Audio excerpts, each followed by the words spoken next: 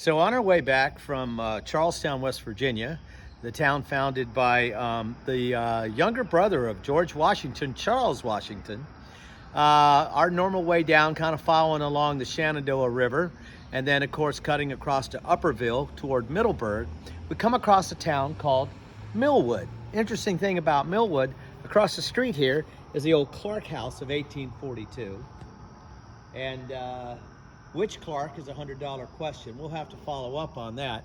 But let me go ahead and read this to you. It's very interesting about Millwood.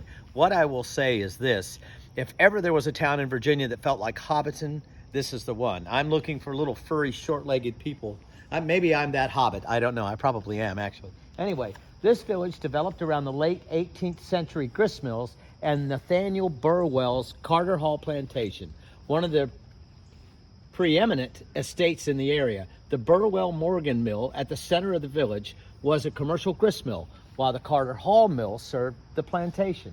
In 1865, Confederate Colonel John S. Mosby discussed terms of surrender at the J.H. Clark House. So there we go, J.H. Clark. We'll have to find out. John Henry Clark, I guess, who knows.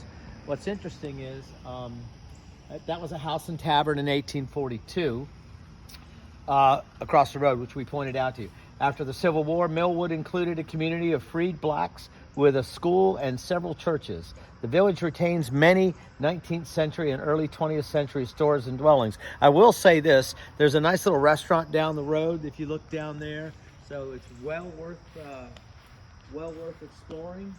And again, there's the old Clark House, J.H. Clark. We'll have to figure that one out. Beautiful though. So much history in Virginia. Get on your motorcycle, get on your horse, get in your chariot, whatever it takes. Come out and see Virginia. It's always a good time.